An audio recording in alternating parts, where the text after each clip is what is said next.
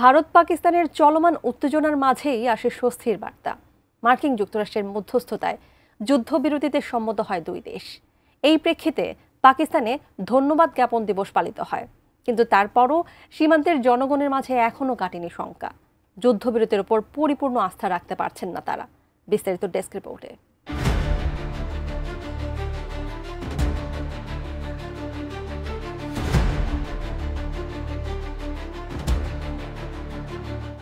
ভারত পাকিস্তানের যুদ্ধ পরিস্থিতি ক্রমেই ভয়াবহ রূপ ধারণ করছিল। এরই মধ্যে মার্কিন প্রেসিডেন্ট ডোনাল্ড ট্রাম্প দুদেশের সরকার প্রধানদের সাথে আলোচনার পর যুদ্ধবিরতিতে তাদের সম্মতির কথা জানান। এরপর পাকিস্তান 11 মে ধন্যবাদ জ্ঞাপন দিবস পালন করেছে। মার্কিন গণমাধ্যম CNN এক প্রতিবেদনে এমনটাই জানিয়েছে।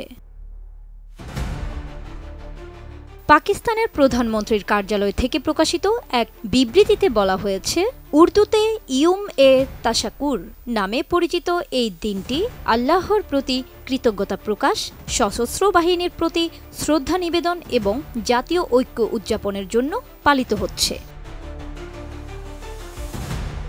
পাকিস্তানের প্রধানমন্ত্রী শেহবাজ শরীফ বলেছেন, আজকের দিনটি সর্বশক্তিমান আল্লাহর প্রতি কৃতজ্ঞতা প্রকাশের জন্য উৎসর্গীকৃত হবে।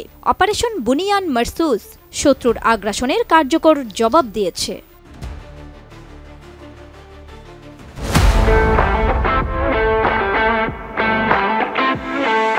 তিনি বলেন, ভারতের বিরুদ্ধে যুদ্ধে আমাদের বাহিনী সাময়িক ইতিহাস তৈরি করেছে। তিনি যুদ্ধবিরতি প্রতিষ্ঠায় সহায়তা করার জন্য দেশটির মিত্রদের প্রতি কৃতজ্ঞতা প্রকাশ করেছেন। এর আগে গত 10 মে মার্কিন প্রেসিডেন্ট ডোনাল্ড ট্রাম্পের ঘোষণার কিছুক্ষণ পরেই ভারত ও পাকিস্তানের কর্তৃপক্ষ যুদ্ধবিরতির ঘোষণা দেয়।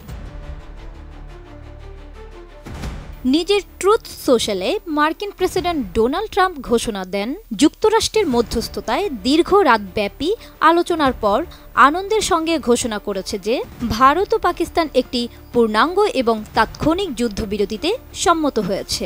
সাধারণ জ্ঞান এবং দুর্দান্ত বুদ্ধিমত্তা ব্যবহারের জন্য উভয় দেশকে অভিনন্দন জানানো হয়েছে। এরপর পাকিস্তানের পররাষ্ট্রমন্ত্রী ইসাক দার বলেন, পাকিস্তান ও ভারত তাৎক্ষণিকভাবে যুদ্ধবিরতিতে সম্মত হয়েছে।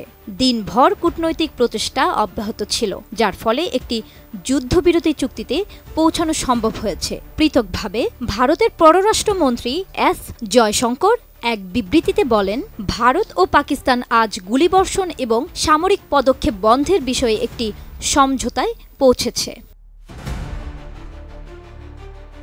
ধন্যবাদ জ্ঞাপন দিবস পালন করলেও শঙ্কা কাটেনি পাকিস্তানিদের। ভারতের সংবাদ মাধ্যম NDTV জানিয়েছে, যুদ্ধবিরতিতে সম্মত হলেও সিন্ধু পানি বন্টন চুক্তি নিয়ে সিদ্ধান্ত থেকে সরে আসেনি ভারত, আর সিমলা চুক্তি থেকে বেরিয়ে যাওয়ার সিদ্ধান্ত নিয়েছে পাকিস্তান।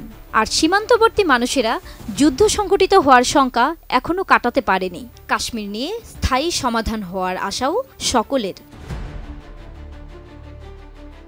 জান্নাতুন Nahar Jerry, desk report, ATN news.